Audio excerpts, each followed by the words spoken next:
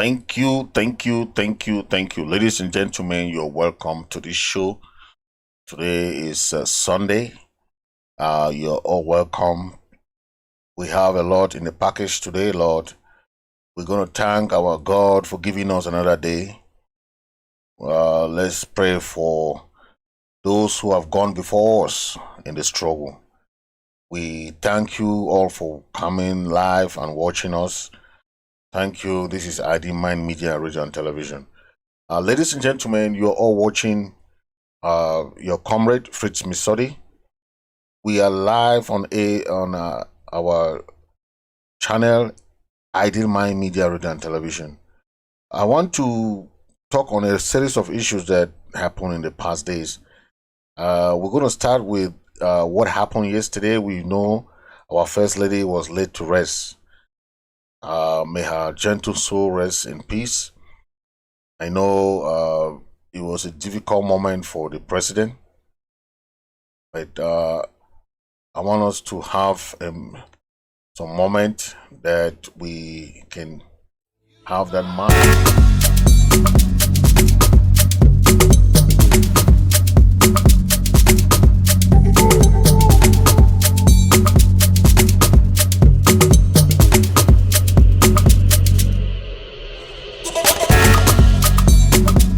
A moment of silence with the president's wife, who was laid to rest yesterday.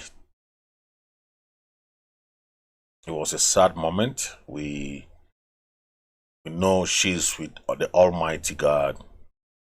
Okay, it's not easy, but we understand when things happen, it happens for a reason. Okay. Life, unfortunately, means there has to be death. Okay, it is very inevitable, and as much as we hate losing those special people from our lives, we have to come to terms with it when it happens. Okay, that's why we are asking God to give more grace, more strength to the president. Okay. Well, we can find comfort and support in our friends, okay, families and loved ones, as we see with the president having all those support, okay. But this time, death touched one of our very own, Mr. President Chris Anu. We ask God to use this moment, okay, to give all the strength that he can give to our president, Chris Anu. Okay, you can use whatever means you can to send your own farewell on the internet, the email, all kind of social media to send your farewell. It's very appreciative. Okay, thank you, those who send their condolences, their prayers. Thank you for visiting the resting place in Texas. Thank you for talking to their family, or those people sending flowers and condolences. Thank you, thank you, thank you, thank you very much. We appreciate it. Okay, to our mama, I know you're always there in our hearts. You're watching over us. You're watching over what is going on in Ambazonia. Okay, we miss you so much. We will meet again. Okay, of that I'm sure you were too well loved to ever be forgotten. Sending our deepest and most heartfelt condolences to you, ma'am. We know it's a tragic loss. I pray that your soul finds peace. We'll miss you, ma'am. Not even death can break that bond we had as Ambazonians. You were so most amazing person standing strong beside our president. We appreciate that. We'll never forget you for that, because you deliver us someone who is resilient, someone who is courageous, in the name of President Chris Anu. Thank you, ma'am. We'll never forget you. Thank you for the support you gave to President Chris Anu. Thank you, and we know how dedicated you were in the struggle. Well, we appreciate your time. We appreciate everything that all your effort you put in the struggle. May your soul rest in perfect peace. Ladies and gentlemen, I want us to see what is going on here, where you have that support that was given to the president. And you saw people coming from all walks of life to support the president at this very, very difficult moment. Okay. Our mom was put to rest. She endured all the difficult moment. But that's how life is. Okay. Thank God for her life. She was sick, but we know God always give you the time. Okay, so it's a difficult moment, but we have to accept realities. Okay, everything happened for a reason, and we hope that we'll pray for the president, we'll pray for the family, we'll pray for everyone. Okay.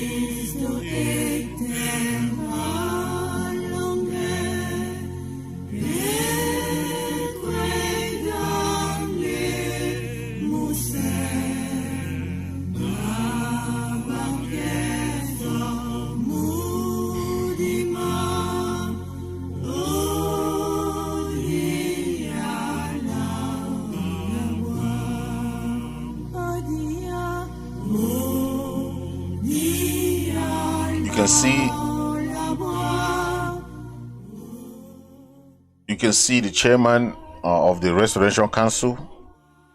You can see the delegation. The delegation was there. The delegation from the interim government. The delegation from other departments. From Home Affairs. Delegation from Foreign Affairs. All of them were there to commemorate with the president. So we thank God for giving the strength to the president. You can see the president sitting right in front.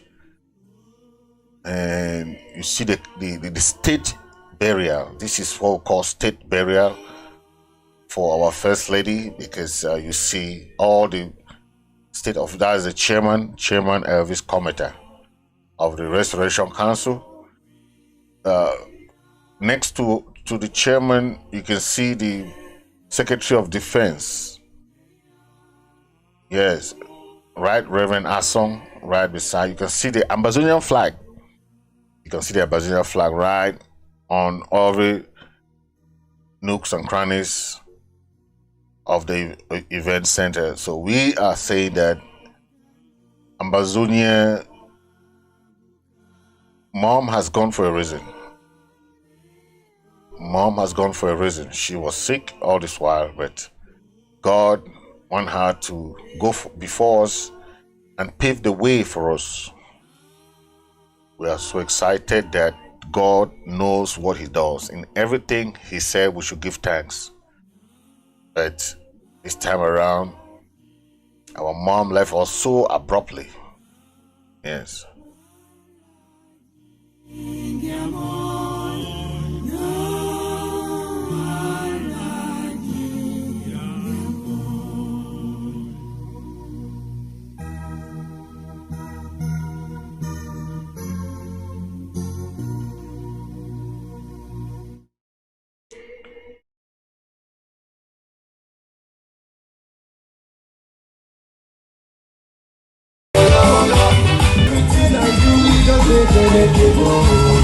I just want to say, I'm living large, I get them just for my get. Thank you for that brief that you saw. It's about the commemoration of the president's wife. You saw the jubilation of farewell. And okay, I want us to talk about the exclusive of how they plotted against the president, who went to Nigeria during the 1st of October celebration. Okay? While he was in Calabar, at least one Amba refugee leader was picked up during this ceremony. And they said most of them had been, they ran away. They were being searched by the police authorities.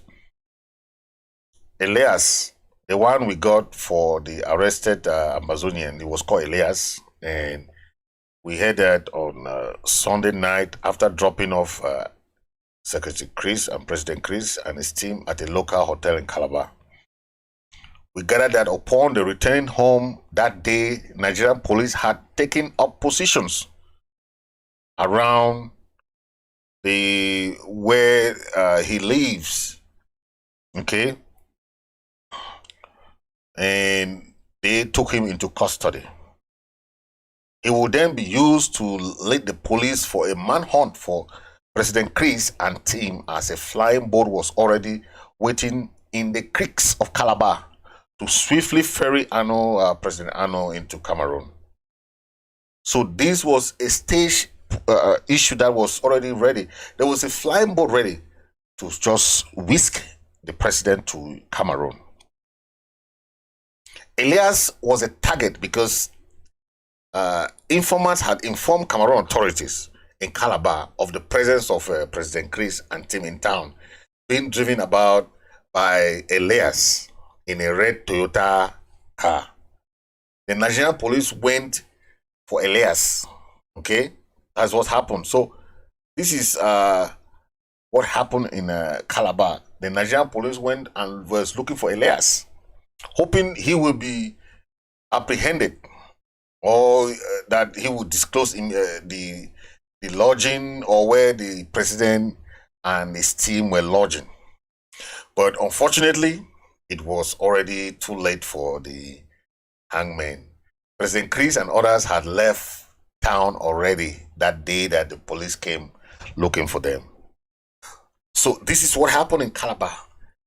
Okay, people never knew the stress the president went through in Nigeria. Instead, they were bringing all kind of conspiracy theory innuendos about his visit. Okay. But expressing this frustration that President Anu was nowhere to be traced, if the Nigerian police, now they start focusing on finding which other Amba refugee, the Ambazonian refugee leaders participated in the meeting and the food rally with President Chris Anu.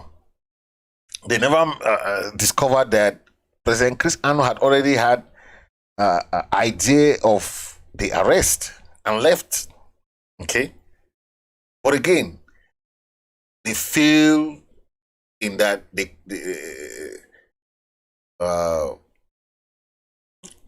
the arrest of the guy who was taking them around, called Elias. Okay? They couldn't arrest any of them because they got news that the police were looking for most of the leaders. Okay. The calls from refugee in Calabar say that at least 10 refugees leaders are still on the run as we speak. So a refugee informant from Calabar, we heard, that has disclosed that it was Dr. Samuel Sako's supporters who alerted the Cameroon consulate in Calabar about the event. You see, and the presence of President Chris Anu in town. The consulate then called for immediate intervention from the Nigerian police. So we are getting this information, but this is why we say that Ambazonians are the ones shooting themselves on the leg. We heard this information, but we were not really sure of it. Okay. The initial orders were for President Chris Anu to be arrested and his team, and even all the refugee leaders present were to be rounded up. That was the initial order. President Chris Anu was whisked to the nearby waiting boat and rushed to to where they could go, but the idea was for any river boat crew to reach there instead to Cameroon. But as God is behind what, that's what they say. The wife couldn't have seen the husband being arrested. That's why when you have spiritual discernment, go with it. The wife could not see the husband. She was in mortuary. The spirit is stronger than what people say. Okay? They wanted President Chris to be whisked to Nigeria with the nearest boat to Nigeria, to Cameroon. From Nigeria to Cameroon. That was the plan, but it failed. Okay. The police now headed to the hotel. They were searching the hotel. They searched all everywhere. Okay. They searched where they had their lunch. They searched all the hotel. Okay. But they told them that they were already checked out. They were already checked out. Okay. So the police started doing those detailed searches now okay. But they were already driven out of Calabar. Okay. Imagine during that APP meeting, we had some phone calls from some leaders in Calabar. Okay. But luckily, most of the calls were not picked because it was all plan, okay? But the news we get from Calabar is that the United Nations High Commission for Refugee and the Caracas, the Catholic NGO that caters for refugees, has frowned at Secretary Chris or President Chris Anu's visit. So the question is, how do you frown at someone who is coming to commemorate with a refugee? Why do you frown at that? Okay. And they say they are trying to describe it as a political and, insinuating that the refugees are not to take part in politics of any nature. Okay. This message, however, is contradictory to other Independence Day political events which took place in other parts of Calabar by Ambazonians. Why were they focused on President Chris' visit? When in the other end, you saw people dressed in their uniform with Sarko's image on them, and you saw the T-shirt that they bought for them and all those things. But he went there physically. He never sent flags and placards. He went there physically to see how the refugees are going through. I think this is the best thing to do, because if you want to buy some stuff for these people and give them as food, right? But you don't know where they live. You don't even know how they do stuff. You don't know. But think of it this way, okay? Are you going there just to give them food? Then you don't know where they live? Huh? Look at this. If I see where you are, it is a reflection of your relationships. He that walks with the wise shall be wise himself, but a companion of fools shall be destroyed. The man does not want to be destroyed, but he's associated with people who are vulnerable to destruction, and the end of it is that person is destroyed himself. He that walks with the wealthy shall be wealthy. If I see where you are, it is a reflection of your relationships. He that walks with the wise shall be wise himself, but a companion of fools shall be destroyed. The man does not. If I see where you are, it is a reflection of your relationships. He that walks with the wise shall be wise himself, but a companion of fools shall be destroyed. The man does not want to be destroyed, but I hope you get it. Leadership is something that you get from other people. Leadership is something that your surrounding matters a lot when it comes to leadership. Those people that you deal with, okay, in what you, the knowledge and everything matters with the people you surround yourself with. When you surround yourself with people who are not privy to information that you want, then you will not get any information. Okay, there will be no communication. There will be no. You don't get anything. Communication is something that you learn. So if you surround yourself with people who are not competent, people who don't even know what to tell you, then you are not learning and you are not doing anything good for yourself as a leader. Okay, if you are a leader, listen to this lady and tell me, do you fit into that box, or see President Chris Anu as someone who took that courage, who took that determination and went to be Nigeria? A leader means you must be a problem solver.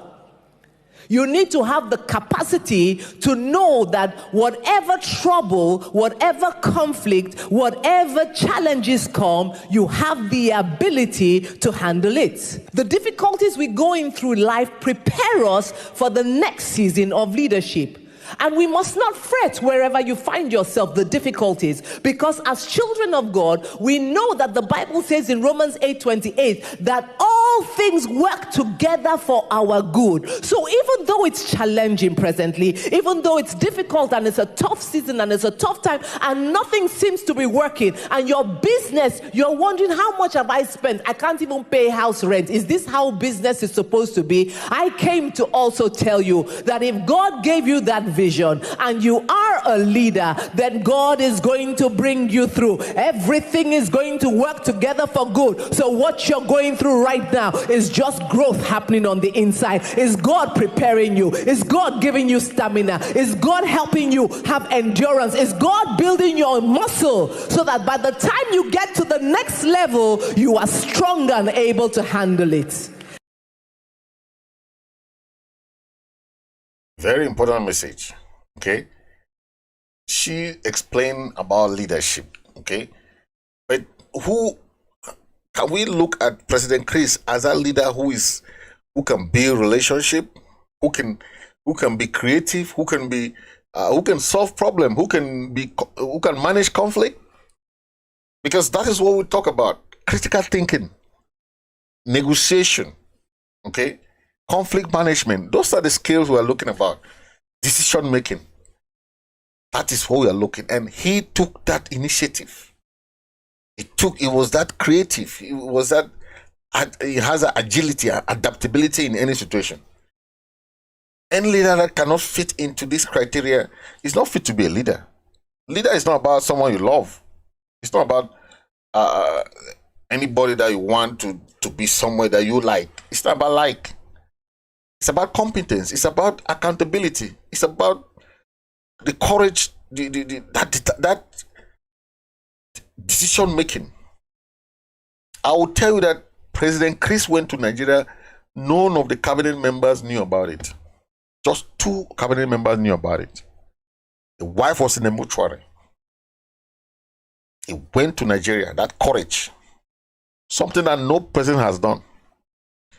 People will just come and be making noise here, talking. How many of them can go to Nigeria? How many of them? You saw the risks that he took. So don't mind. People can say what they want, but when you see a leader, you know from what a leader can do. It's not talking. We are no more in the Zoom leadership. The Zoom leadership is gone. We are now in real leadership. That time of COVID leadership is gone. We are no more in a COVID-19 leadership. Okay? The Republic think that they can bring anything and manipulate our people. Our people are very intelligent. Yes, very, very intelligent people. Okay? They arrested the Naira 10. The Naira 10, they are still in jail in La Republique dungeon. These are the people that La Republique went to Nigeria and arrested. This is Seseko Ayoktabe, you have Tassan Wilfred, you have Dr. Yambe, you have all these people. Honorable Fongalamfo, all these people are still languishing in La Republique jail as we speak. Then they get the guts to go and talk about negotiation or dialogue on conference in Canada when our people are still languishing in jail. It's so disheartening that you see people who are dying and they are still killing our people. Then they come and tell us about a conference. What conference? What do they want to discuss there? They will see a genuine path to negotiation. A genuine path to negotiation, they abandon it.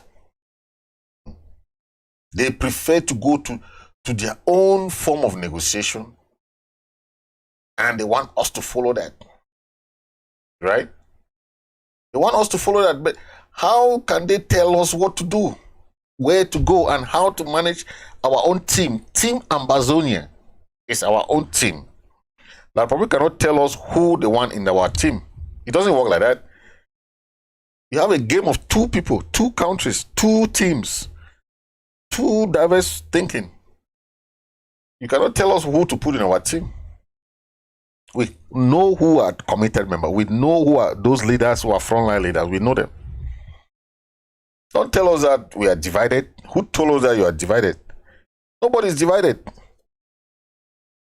They are divided in approach, but united in one thing: free Ambazonia. They should tell La Republique, our people are divided in approach, but they are united in one thing. They are united in free Ambazonia. So if you want to come and negotiate, the whole seat you meet people who want to free Ambazonia. What kind of division are you talking about? If you see people are divided, you say, okay, this one want to say, oh, it's federation, this one is union. There is no people in our team that are for federation. There is no people in our team that are for union, remain united as dependents. None. So don't tell us that we are divided. Divided in what? Even which parliament or which government do you go that you don't have squabble, internal squabble, or quarreling and talking, trying to make changes? Go to parliaments. You see fighting, you see all kinds of brouhaha. That is what happens when it comes to democracy. People air their grievances, people share their differences. It doesn't mean that they are enemies. It doesn't mean that they cannot talk. That's a mistake some of you are doing. When the leaders are trying to give their own approaches, follow their own direction of doing things, it doesn't mean that they are divided. That's how democracy works. All the revolutions, all this war of independence, that's how it was. It wasn't a smooth ride. It wasn't. Don't tell us that we are divided. Which fight or which revolution have you seen, struggle for independence, that there was no division? Even apartheid. Mandela was part of the youth wing of the ANC. He wasn't even part of the senior wing. Yeah. This generation are part of the younger wing of NCNC. This 2016 generation, they were not part of NCNC. The NCNC started fighting long ago, in the 1990s. So don't tell us that it's infighting or whatever. People, the generation change and the mentality change, the way of approach change. Okay, there might be conflict between the old and the new, conflict between the young and the old, or conflict between manners of approach. But that has nothing to do with if Ambazonians want their independence or not. It has nothing to do with that. So don't go to negotiation and say that they are divided. Who is divided? Ask 100 Ambazonians today. 100 will tell you that they want to leave. Ask, we are 8 million Ambazonians. 8 million Ambazonians. Don't tell us that we are divided. We're divided of what? People are arguing on their democratic. That's how it is. Even in America, there's argument during election.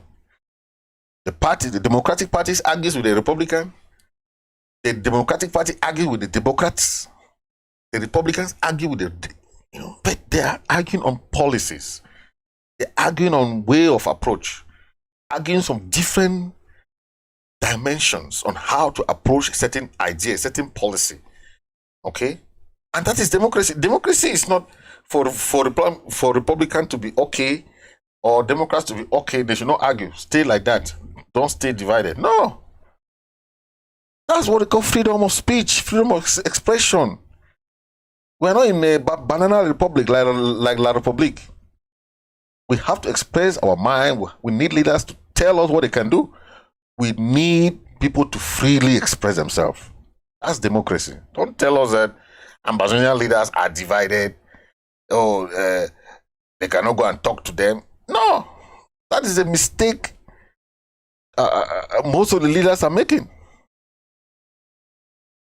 I like the quote from Nelson Mandela. Okay, Nelson Mandela told us, don't feel that we will be happy to have people who come to our support, because your enemies will not be our enemies. Okay, it will not be like that.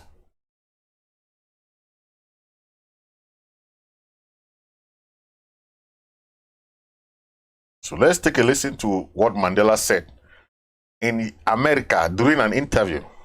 You listen very attentively and tell me if he was wrong. But he's right, because he's telling you your enemy cannot be my enemy. Okay?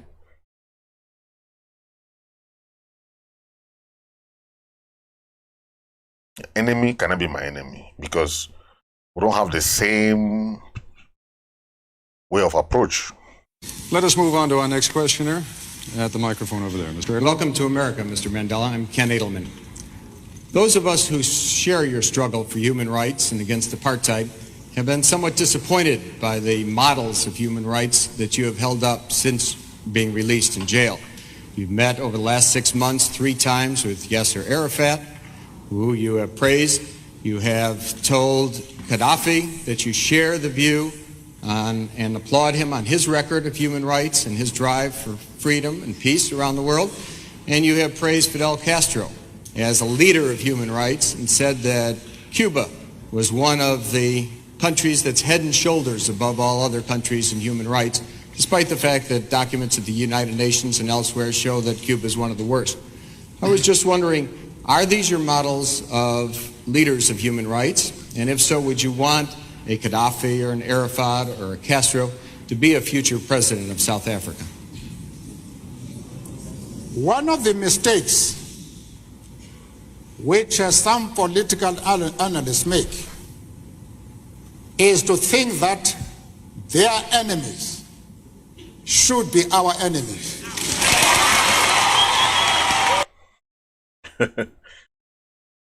So,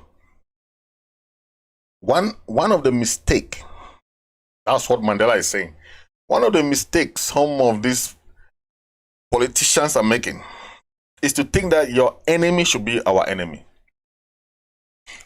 Mandela is saying this because during apartheid, a lot of countries were saying, no, you should not talk to this country, you should not talk to this country, you should not talk to this country. But he made it clear that their enemies cannot be our enemies. Ambazonia is ready to welcome any country that will support us during this period of crisis. We are ready to welcome them. We don't care whether you are enemy of who, whether you are, it doesn't matter to us, because we want to win our full-fledged independence. We are not there to be looking for enemies and friends and all those things. No. Listen to Nelson Mandela again. Let me continue there.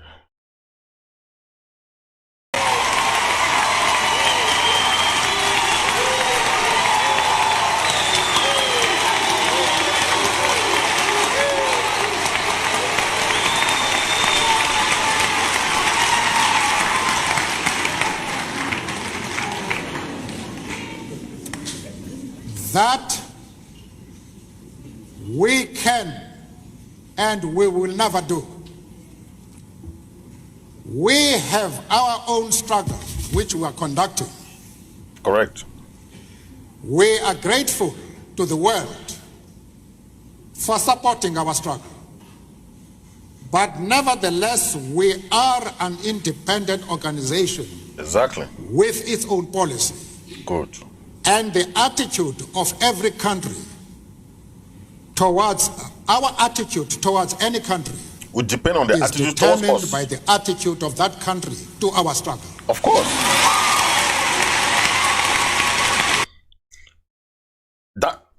That is what I'm talking here.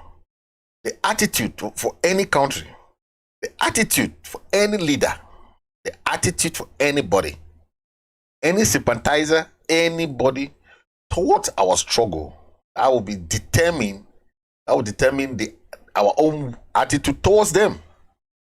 Because if you don't support me, I will not support you. It's a win-win something. You come now and support us, we will know that you are with us. But if you are with us, another person cannot come and say, hey, don't talk with that person. Why? This person supported me. Why should I be supporting him? Or why should I be his friend? When I'm in trouble, that's where you know your friend.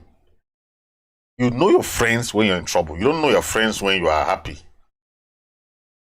When you're in trouble, try to look for your friends. You know the real friends. Those people who can support you when you're in their difficult moments. Those are the friends you call friends. The ones you call frenemies are those people who claim to be your friend, but they cannot help you when you are in a difficult moment. Frenemies. They want to see you fall. They want to see you collapse in your times of difficulty. But I'm saying this because listen to what Mandela said finally.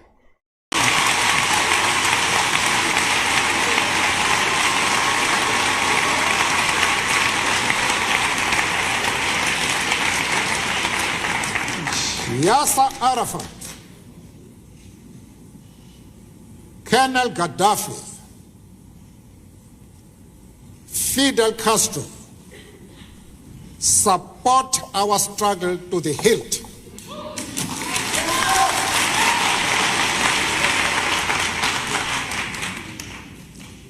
There is no reason whatsoever why we should have any hesitation about hailing their commitment to human rights as they are being demanded in South Africa. Our attitude is based solely on the fact that they fully support the anti-apartheid struggle. Perfect. They do not support it only in rhetoric. They are placing resources at our disposal for us to win the struggle. I think we are all in the same page here now. They are not supporting only in rhetoric.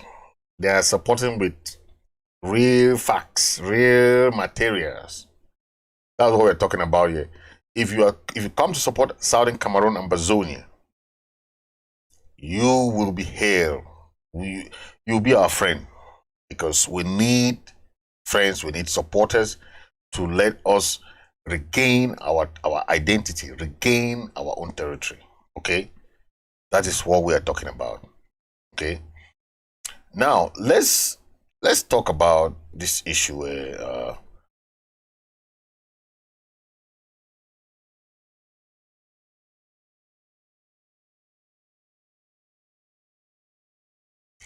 this Federalist, Simon Munzu.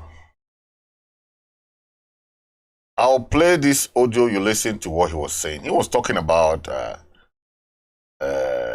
having an Anglophone president. I want you to listen to him attentively, okay?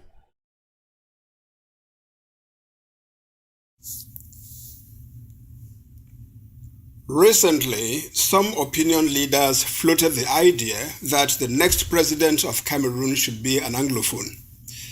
As expected, this created considerable buzz and hype on social media.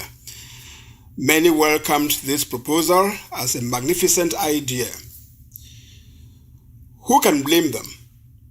In over 60 years since Anglophone Cameroon and Francophone Cameroon united, no Anglophone has been the president of this country, reinforcing the sentiment that Anglophones are marginalized, dominated, assimilated, and treated as second-class citizens in what is supposed to be their country. For that first line, I want to agree with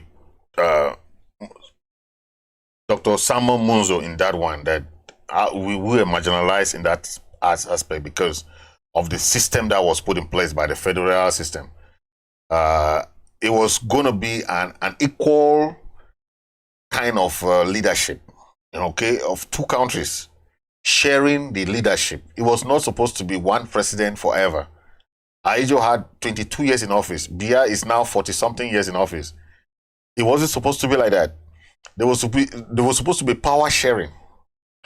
If you see Canada today, Justin Trudeau, the prime minister now, is from Quebec. He's a Quebecer. That is how they are trying to do, so that they let the other side of it, the minority, to lead. Because if it's only a true election, Frundi won the election. But once you are the minority, it's very difficult for you to win in that atmosphere of fraud, election irregularities. It's very difficult for you to win in that atmosphere. So Frundi could not win because he won, but the decision will come from who? From the majority. And that's what happened. Okay? That's what we are looking at, and we are looking at all these things because it adds up to what we are trying to say, right? Let's continue listening to Simon Munzu. His own idea about this thing is going towards favoring the La Republique Constitution, which is really, really sickening. Listen to what he's saying.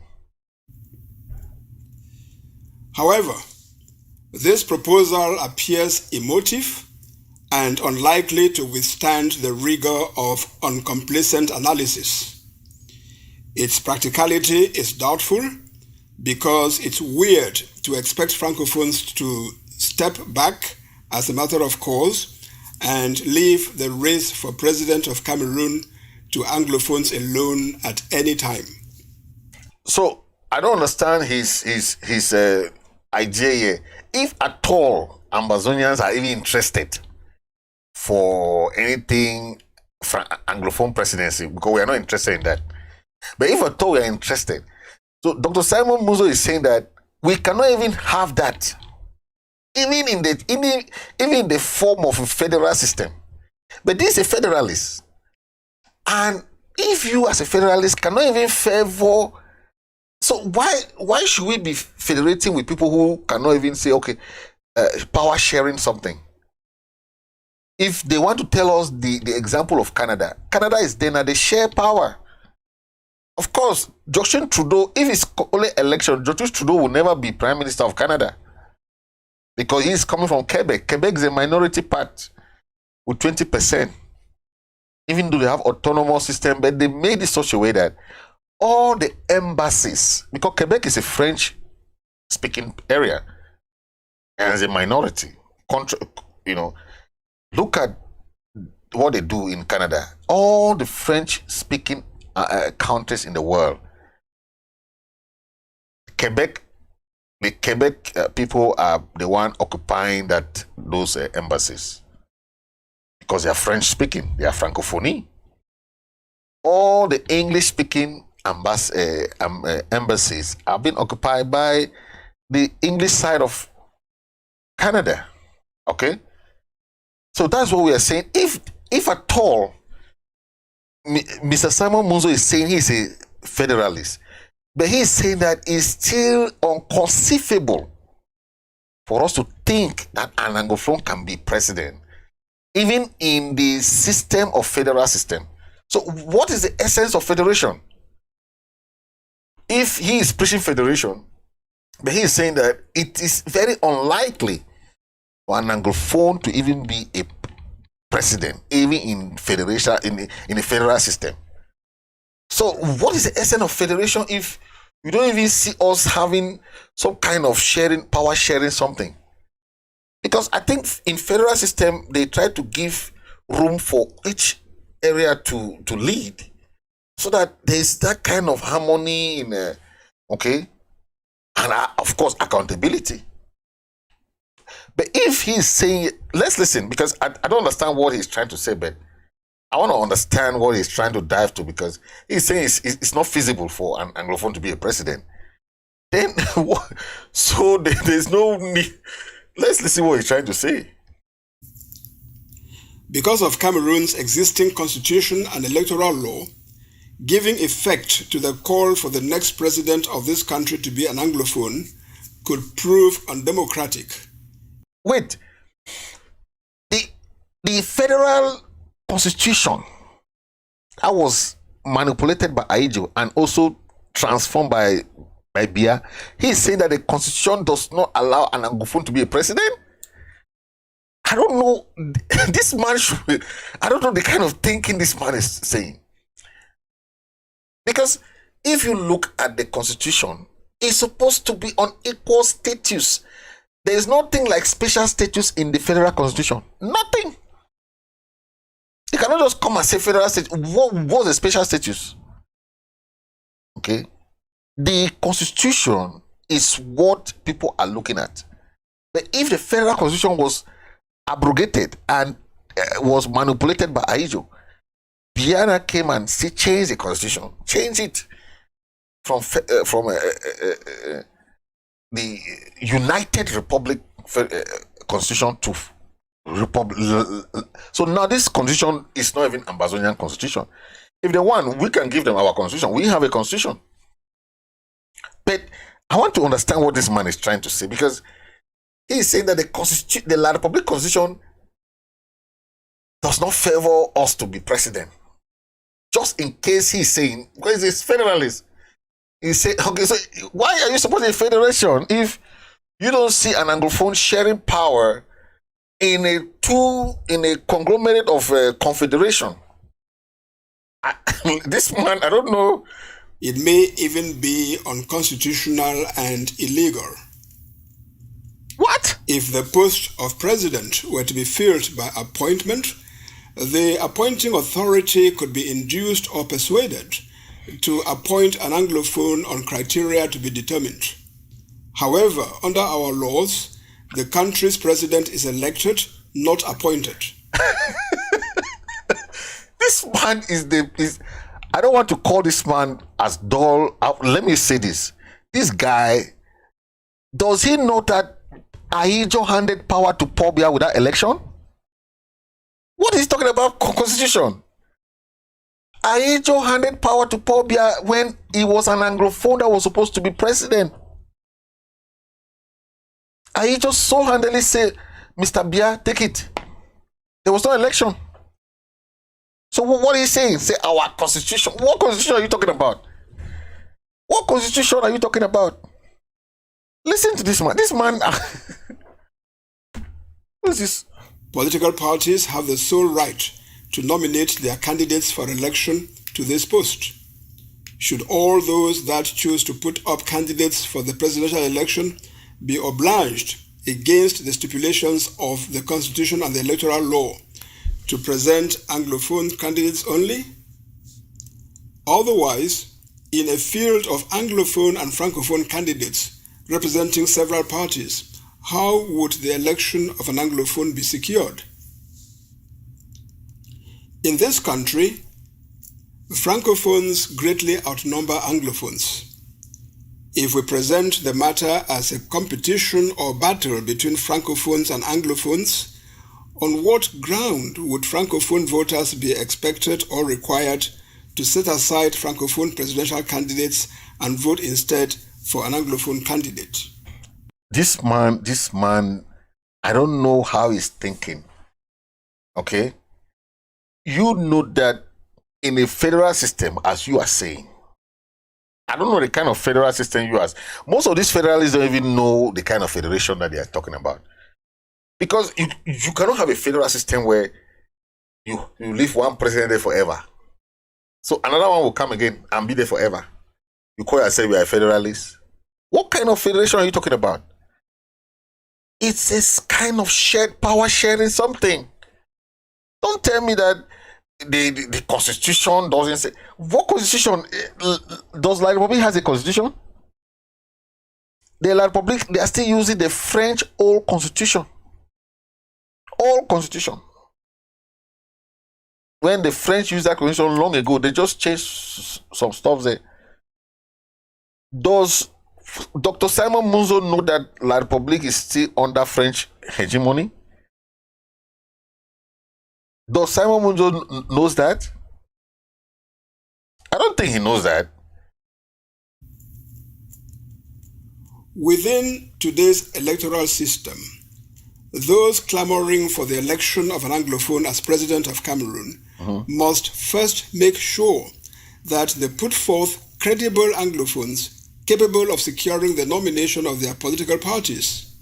Next, they should support such nominees and their parties to run campaigns robust enough to enable them to win the presidential election against other competing candidates. Federalism offers the best prospect of an Anglophone to become the president of Cameroon. While exercising power in an autonomous region or state within a federation, elected leaders can distinguish themselves by charismatic leadership, the quality of services delivered in various fields to the inhabitants of their region or state, and their standing within their political party at national level. Such leaders are likely to attract the attention, admiration, and ultimately political endorsement of members of their party in particular and Cameroonians in general, not only among Anglophones, but also in Francophone regions or states. A credible Anglophone president could thus emerge consistent with the rules of democracy, including those that allow political parties the freedom to nominate anyone as their candidate for election as president of Cameroon. If we set aside sentiment and emotion, what purpose is an Anglophone president meant to serve anyway? While in office, should they be expected to promote Anglophone interests in particular? For how long? Would it be for a presidential term of office which today's constitution has fixed at 7 years? If so, what should happen at the end of the first 7-year term? Should the incumbent be re-elected automatically? Or should any other person elected for the next 7-year term also be an Anglophone? Otherwise, what tangible benefits can an Anglophone president bring to Anglophone Cameroonians and their territory in only 7 years? This man, I don't know. This man is just saying trash. Okay, he's saying trash of the season. You cannot encourage or discourage an Anglophone presidency as a federalist. He's a federalist. So why do you want federation if you don't want an Anglophone to be a president? Or you're saying that is 7 years is not enough to bring change? The most developed countries today spend just the last 30 years to develop their countries. So don't tell me that 7 years is not enough to start building bridges, roads in southern Cameroon. Because they're not bringing any projects. The president, any projects come to the presidency, they take it to their areas. The little road projects that come, they'll take it to their areas. What benefit do you have? You are Simon Munzu, you are there in the CPDN government. What do you benefit to your people? For the next 30 years, what will you make? What change will you bring now to your people? Staying there in Yaoundé. Ask yourself that kind of question. Okay? Because they don't have any benefit to their people. Okay? All these federalists. But I want to tell our people, we need to keep a coherent and consistent message. Because when we are divided, this federalist thing that we are divided, and they carry the message that, oh, they are divided. These are the federalists. They said They didn't even want Anglophone to be a president there. They just want to stay like that. Okay? Okay, let's take for example, our independence was rejected because the British and the French government said that we were not economically viable. That was a big lie. It was a big lie. We had resources. Even today we have resources. How do you say we produce more than how many percent of the La Republique resources today? Then you say we are not economically viable? Then this guy is saying that what can an Anglophone do as a president in that country? When all the stakeholders are coming to Yaoundé, the end in Yaoundé, they don't even know where Southern Cameroon is. They know that Southern Cameroon is just a small 2 provinces in La Republique. So they don't even visit it. Okay? Federation is something that is free for the people to administer themselves. I think Dr. Samuel Munzu should go and look for the definition of a federation. Federation means the people are free to administer themselves and see what is good for themselves. They elect their governors, they elect their mayors, they elect their officials, and see what can be good for themselves. If that is not good enough for your own development, and having a president that can shift all the resources and say, no, these people need this, these people need this. What is he talking about federation? I don't know his own definition of federation. Okay? The federation that he is promoting now is the federation that Aijo wanted, and Paul Biya continued it. What we call adoptive federation. The federation that you adopt somebody and say, come, let's sit here. Let's be in a federation here. Sit here, don't move, just stay there, okay? Is that federation? I think federation is something that the people are free to choose their projects, free to choose their leaders, free to choose what they want to do in their own areas. I don't know the kind of federation these federalists are saying, or they're just happy to call the word federation. Oh, we are the proud federalists. They ask them, what kind of federation are they talking about? They don't know. Is it a 10 state they are talking about? We don't know. Is it a 2 state? They don't know. Proud federalists. That's how they're saying. But they don't know. Okay? It is very inconceivable that they know that Biya himself said it in Paris. Okay? He said that they wanted to just assimilate us. They didn't even want us to even exist again. And that's what they have done now. And this guy is saying, so he is talking about Southern Cameroon, but he said that the government should just stay like that. They should not be changed. The Anglophone cannot be a president now because what can an Anglophone do for 7 years? 7 years?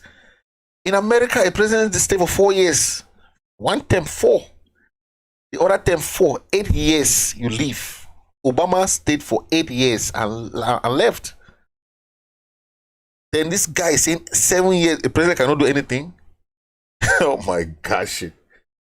Because they just change the constitution and give someone 7 years to be president. Why should they first of all do this? Is that an election or is that a kind of presidency? Nigeria and most other countries have 5 years. In that 5 years, they want to see how you are changing things until your 5th year term of office arrives. Don't say that it's too small. 5 years is too small. Then this guy says 7 years is too small. Oh my goodness. This is really crazy. So a president needs 2 terms. That is 14 years in office. 14 before you can do something. When in America you have 4 years, first term 4. If you don't do something in that 4 years, you are kicked out. Like you saw, Trump was kicked out after 4 years. They don't play. Then this guy Munzu is talking about 7 years. Oh my goodness!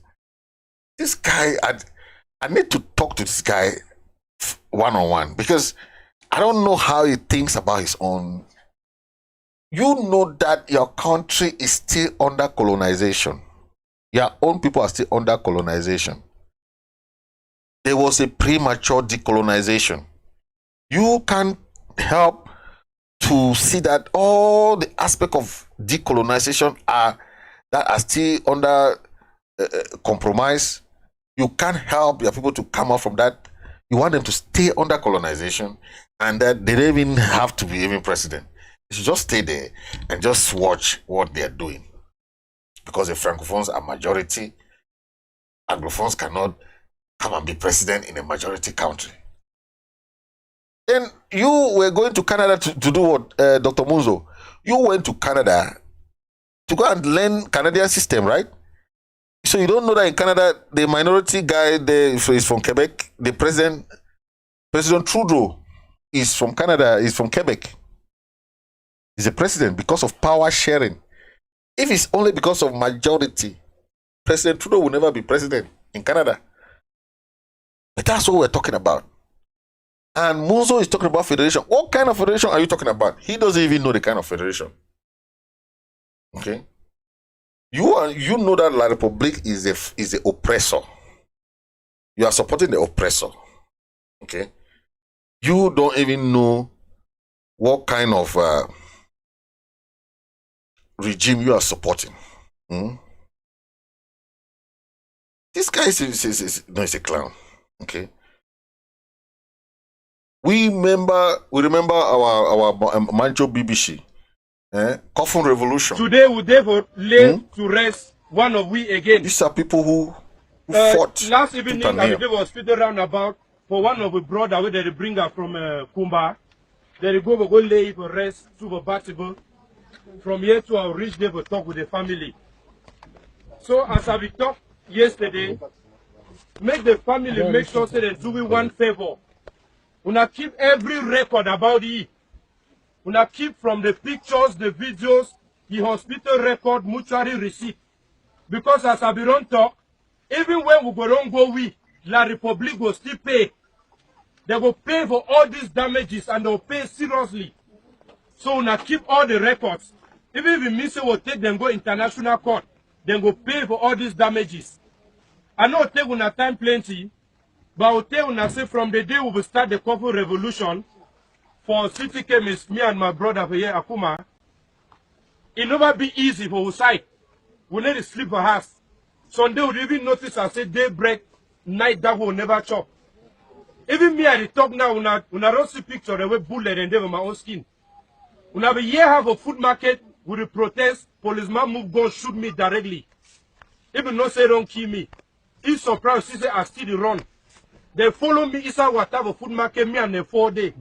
I still come inside the water, go, ye remain there. So they fight, no, but fight, but they give up. I don't talk, so we don't try different people. They ask, why? Mancho, that is the almighty Mancho BBC. A coffin revolution. Those are the people who started this 2016 revolution. But they are there languages in jail. People are there making telling us about federation. Can Simon Munzu tell us his own form of federation he's talking about?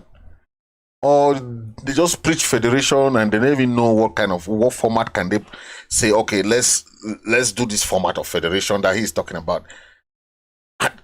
Wait, this is Kanu, the lawyer who fought for Kanu's release. That's him talking. Extradite, where you no go through legal process. This is what people like Simon Munzu have to start fighting for. Where you go by night, still you have federation, but thousands of people are in jail. Say that kind of thing no day possible under Nigerian law and under international law. And so I dey talk since last year July. So today I dey happy say Court of Appeal don't validate them. So what will be the next step for now? Is this the judgment now? It means say Nnamdi Kanu go come up for DSS detention. Now, So the judgment now, the process we say we'll go get the certified copy of the judgment, we go serve the DSS, and then from there I ain't go home. Because the discharge and acquittal means say he no get case to answer again. So there won't be any trial. Remember last July, I granted an interview to BBC where I said that there is going to be trial within trial and that Nnamdi Kanu will not undergo any trial. I made that prediction far back as July 2021, and today I am vindicated. What if government now won't go higher court? Well, if they go want now, maybe now they are right. If they want go higher court, maybe Supreme Court. But you know, we say the moment we go higher court, the thing where the lower court don't nullify. You know, they like that. Is there one thing we're called to add? Okay, you do well as if follow stock.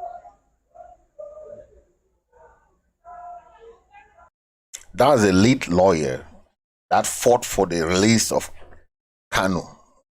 Okay, Nnamdi Kanu, that was a Biafran leader. This is the jubilation that went there.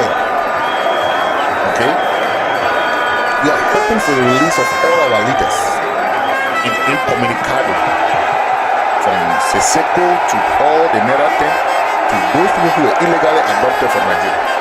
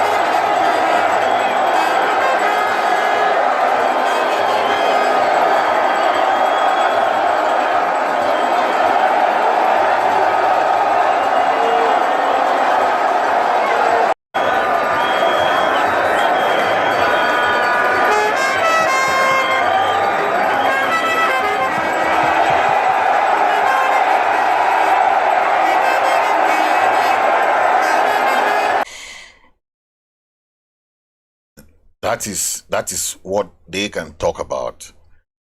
These federalists, they have nothing to offer, okay?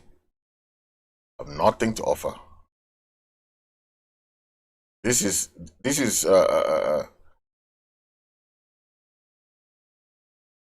enjoy this cartoon.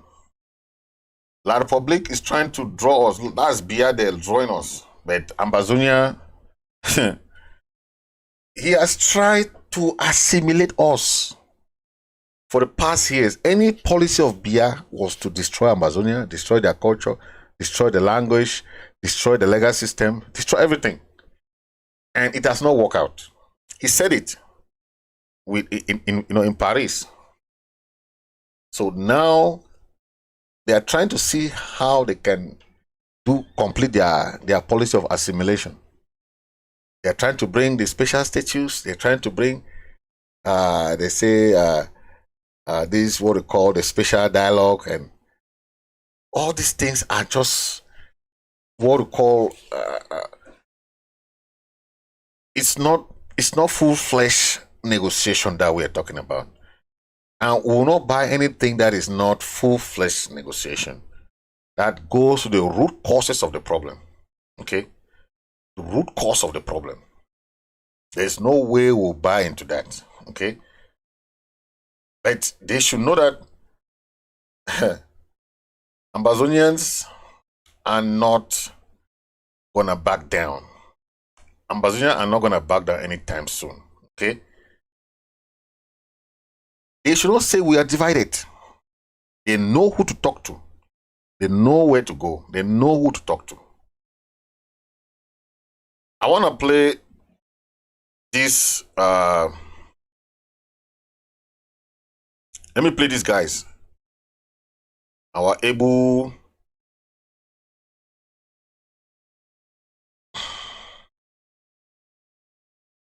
well, let me play this. Excuse me for a minute. I'm looking for this thing. Okay. These are our guys. These are the people you think that they will just listen to this Munzu and their craziness. Look at them. That's 1st of October. These Munzu guys and these Federalists just think that these guys are doing this to go and just forget about the struggle and go and sit in Yaoundé. These guys should start thinking of their mindset, the kind of mindset that they have. These are our guys. The ARFs, they are not marching for a joke.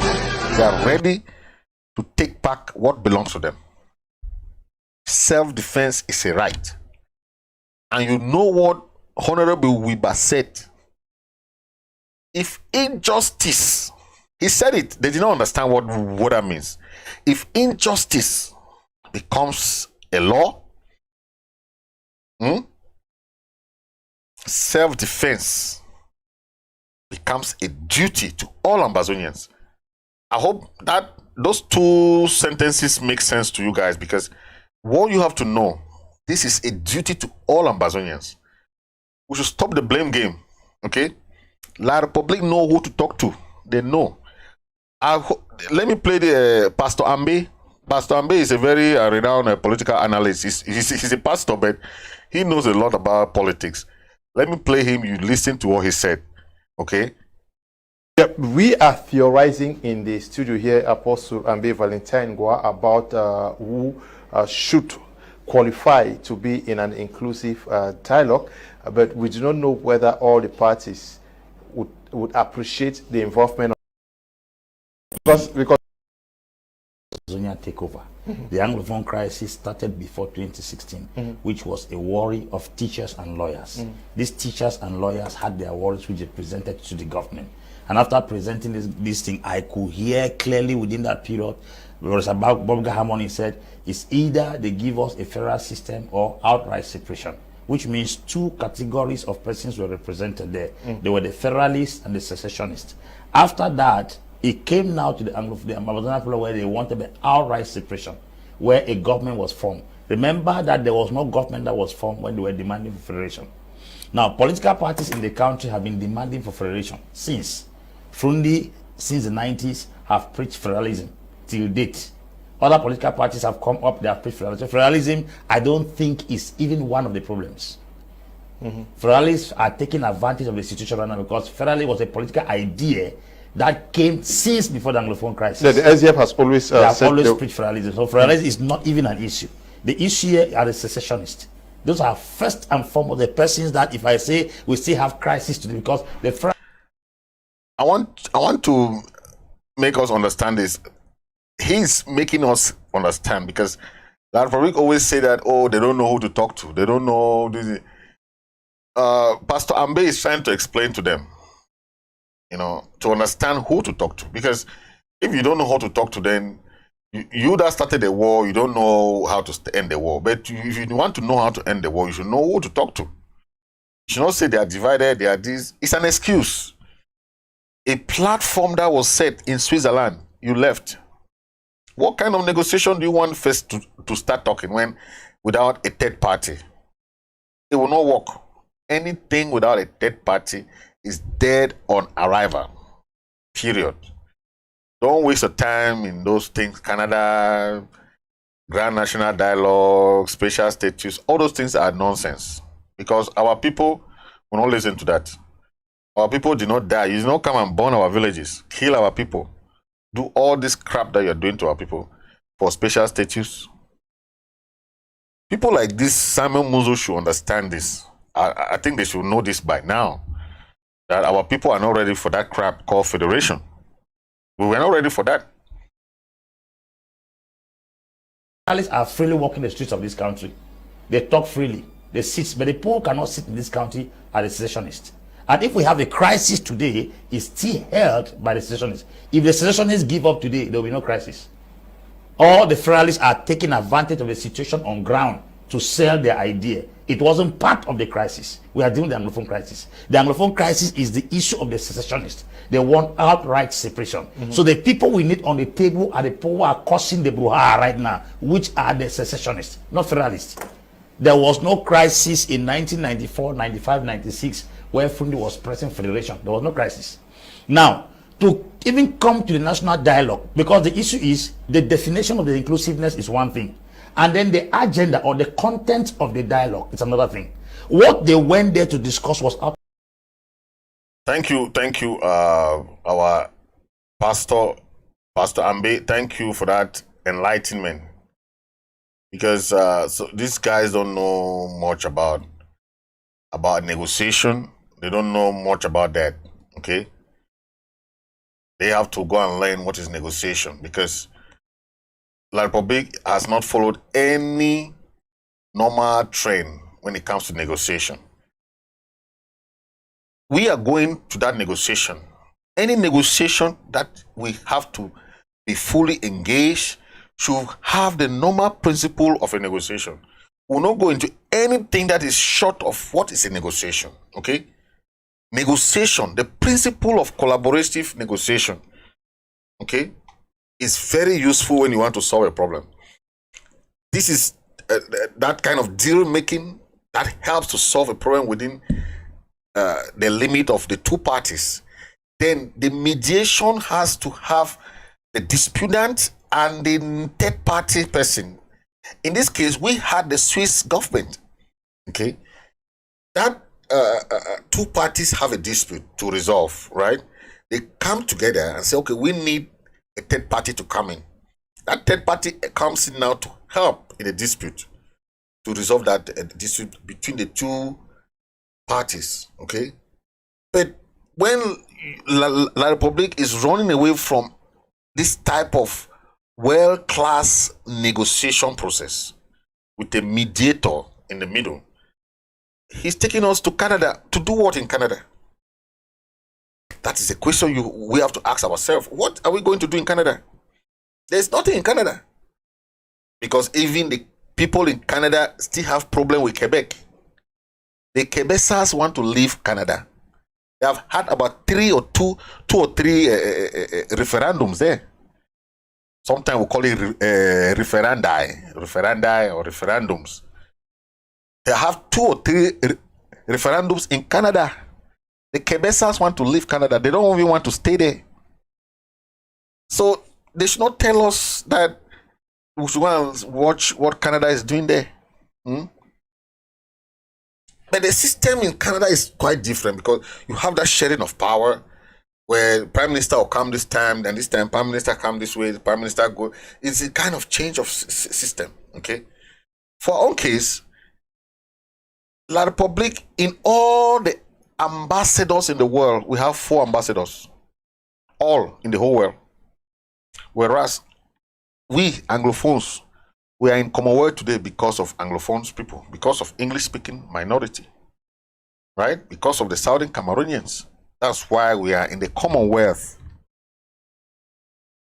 We are in, they are in Francophonie because of their own source of language and everything, and colonial system, right? That is what we're talking about. You cannot try to assimilate us to be French people. I was assimilated enough in University of Yaoundé. I can speak French very good. Everything was in French. That was enough for me. After that, I had to leave the country because my studies there had nothing to do with having a job. I couldn't look for a job. I had to travel before I had to. My first job was abroad. Because after graduation, I was chômeur doing nothing in Yaoundé. Is that a system they want to bring to us? So we should copy the good examples, okay? Good examples from success stories, countries that have worked. The system of education, the economic system, the political system, social system, the cultural system, everything that has worked in those countries, that is what we are going to take, okay? So thank you, ladies and gentlemen, for watching, and I appreciate you guys for being there, and I'm just happy that we had this show, and God bless you all.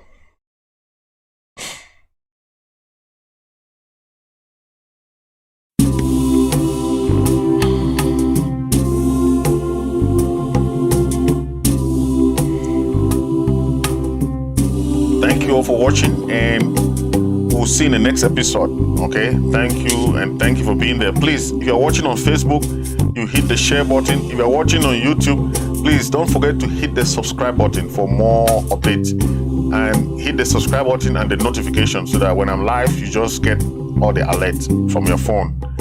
Okay, so thank you very much for watching, and God bless you all, and stay strong. The struggle is real. Please don't know, never you give up. The struggle is real. Let nobody tell you anything else. Support the struggle, support your county, support your LGA, and stay strong in the struggle. Thank you very much for watching.